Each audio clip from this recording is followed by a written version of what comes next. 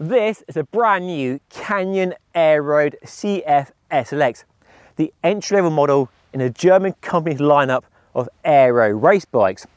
But in a market, a world of bikes that now blend both aerodynamics and low weight into one bike, like a Specialized Tarmac or a Trek Madone, for example, is buying a pure aero bike like this still worth it in 2024? Well, Canyon clearly thinks so, as rather than merge the Ultimate, their lightweight hill climbing bike, and the Aero into one platform, they still have two separate bikes. And the Aero first launched over 10 years ago when Aero road bikes first arrived on the scene, was updated once again back in the summer. And of course, Matthew van der Poel thinks so as well. His bike of choice is an Aero, albeit in a range-topping CFR trim. So is a Canyon Aero the bike for you? Today we'll find out. In a minute we'll go for a ride to see how it performs and handles, but first let me talk you around some of the details on this new Canyon Aeroad CF SLX, because I'm David and you're watching Just Ride Bikes. Let's dive in. So this is the cheapest model in the Aeroad lineup. There used to be an SL model, but that's not around anymore. Don't know why, what happened to that. So this is the cheapest model if you want an Aeroad. And it costs in the UK just under £4,000, and that is a price that undercuts key rivals by about £1,500. The Tarmac is £5,500, Giant Propel £5,300, while a Trek Madone is £4,700, but doesn't have a carbon one-piece handlebar and stem like it gets here. And the bike is well spec'd for that money. Nice DT Swiss deep section wheels, carbon fibre. Nice high quality Conti tyres, the SRAM Rival Access 2x group set with nice low range gears, and that one piece carbon aero handlebar and stem, and a carbon seat post as well, and a decent saddle. So really good specification for the money, and the weight is pretty good on the scales as well, weighing just under 8 kilos for a size medium with no pedals fitted, but a computer mount and 2 bottle cages. Despite being updated just a few months ago, it still has a strong similarity to the bike that came before it and before it. The same narrow head tube, the deep fork blades, a very deep down tube, a real key feature of aero bikes over the years. The aero seat posts and seat tube of course, and the dropped rear stays. We have clearance for 32mm wide tyres in line with other bikes in the category. And it very much is a bike designed for speed, for racing, for minimising drag, for those people obsessed with outright speed. And it's interesting that Canyon haven't done what Specialized, Trek and increasingly other brands are doing, and keeping with a pure aero platform in the Aeroad and having a separate bike for lightweight climbers, the Ultimate. Whether they will merge the two bikes in the future remains to be seen, but right now it means you have a bike that's potentially more aero than an aero lightweight bike, but does have a higher weight than an all-rounder like a Tarmac.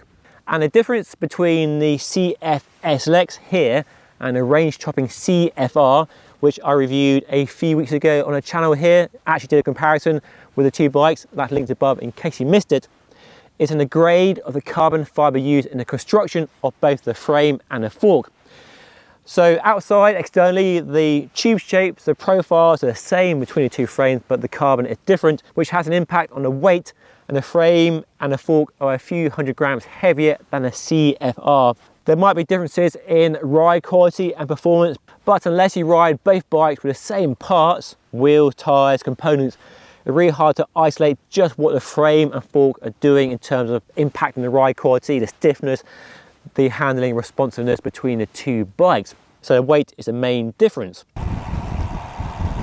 So you might recognise this road from a recent TV series. Let me know down below if you do. One of my all-time favourite roads in the county. It's so pretty, so picturesque. Anyway, the bike. Yeah, the bike, amazing performance for the price. Just under £4,000 and you get all the speed, all the performance for racing, for smashing out KOMs and whatever you want to do on it, and a great parts list as well. Pretty damn impressive. And of course it's quick, fast. All aero bikes are these days. And in Tour magazine wind tunnel testing, it's a few watts better than the previous Aeroad. but in the same ballpark as all other aero bikes really.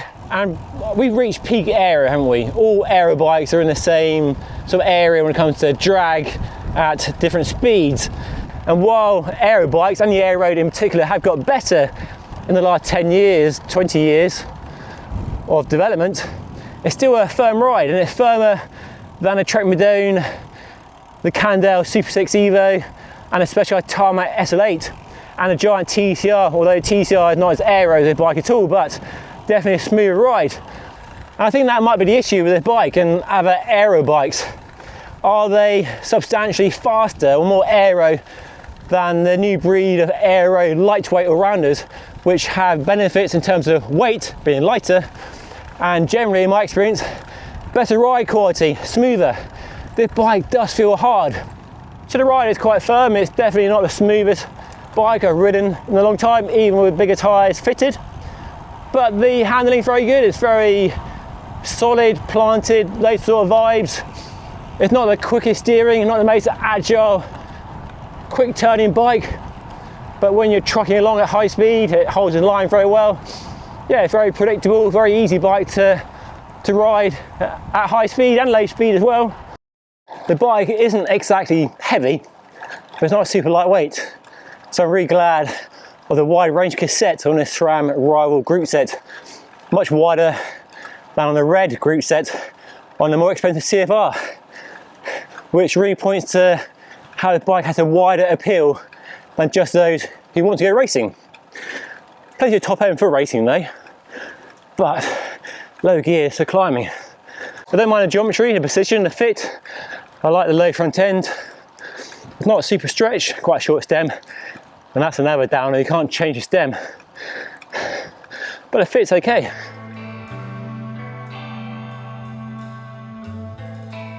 So I think if you're racing, doing crit racing, road racing, you just want a maximum aero bike, this Aeroad at its price point, or any of the other models in the range, does deliver. But for an all-rounder, if you're not racing but enjoy riding fast, I'm not sure a pure aero bike really cuts it in 2024. Now, recently I did a comparison between the CF SLX here and a range-topping CFR, link above to that video in case you missed it. Very interesting comparison in terms of the power required to ride at 30 kilometers per hour. But today, let's find out what difference the wheels actually make. These are DT Swiss wheels that come on the white bike here, but I put the wheels from the CFR. They're very fancy and very expensive Zip 454 NFWs with Pirelli P0 tyres, 28mm wide front and rear, which I think retail for about $2.5 grand on their own high street prices. Look very fancy. Let's do the same time test and see what difference they actually make. Okay, here we go. Hit the start button. My new Just Ride Bikes test track or test route. The same 11 kilometer route, similar conditions to when I last rode the bike against a CFR. So same parameters as before, ride at 30 kilometers per hour average and see what the average power is when I finish, and see how much difference these wheels make. As a reminder, the same power meter on all the bikes, Wahoo pedal power meter.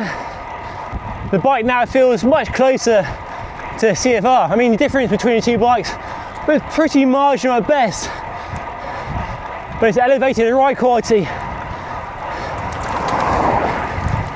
There's a lower weight, just a bit more snappiness.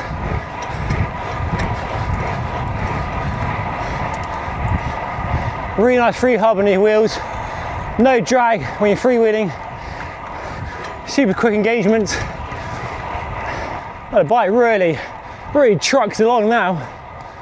The road surface right now is quite rough and bumpy, and in the stock trim, the CF SLX it did move around quite a bit, a little bit jarring at times, and definitely not quite as planted and sure-footed.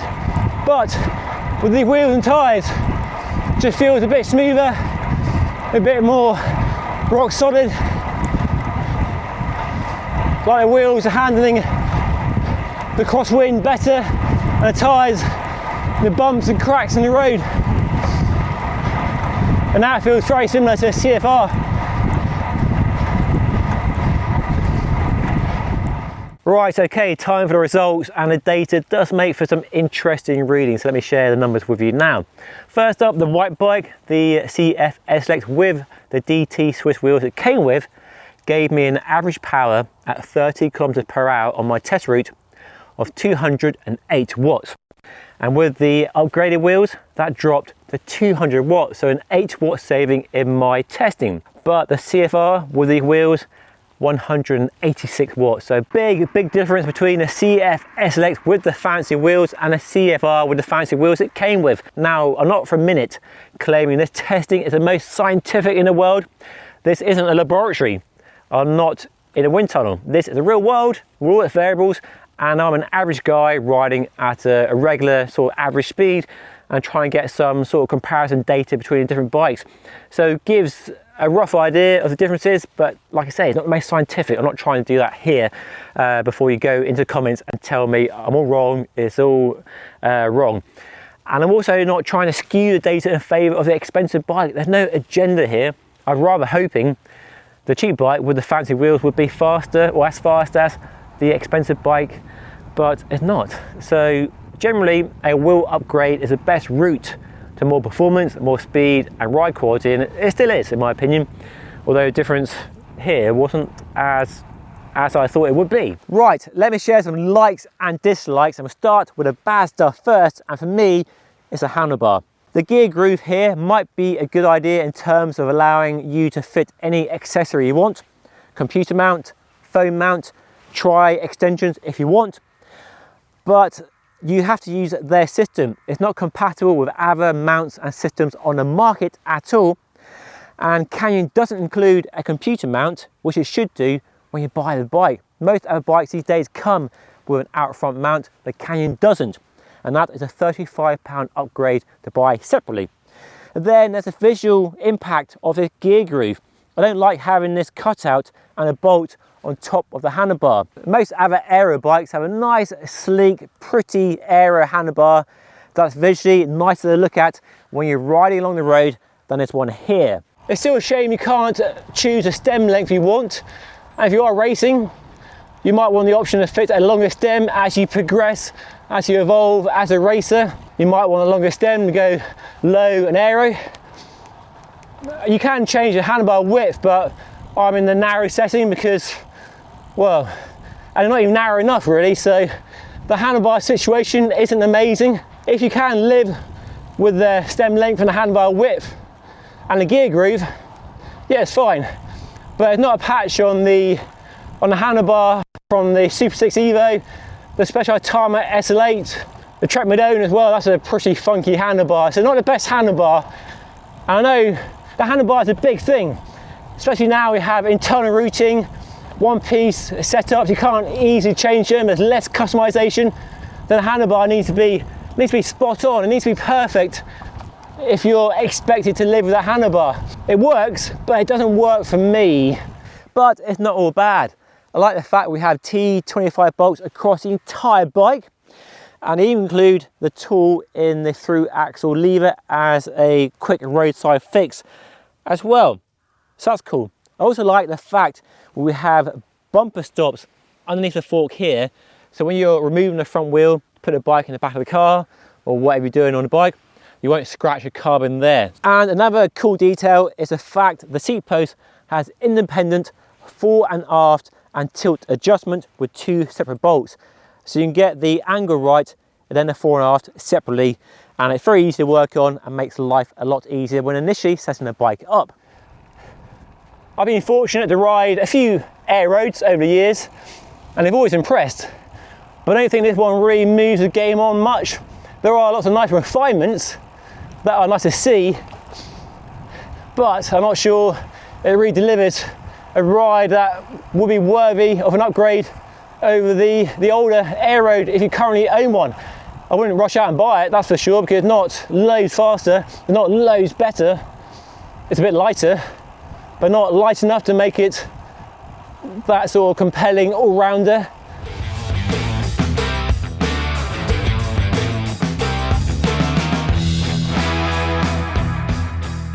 So if you want a good value for money aero race bike to go racing, then the new Aero CF SLX is a great option and definitely a bike you should consider and shortlist. If you want to see some other aero bikes you should consider as well, check out the video just here, and of course don't forget to subscribe and that button right there. But that's all today. Thank you so much for watching. I'll see you again very soon.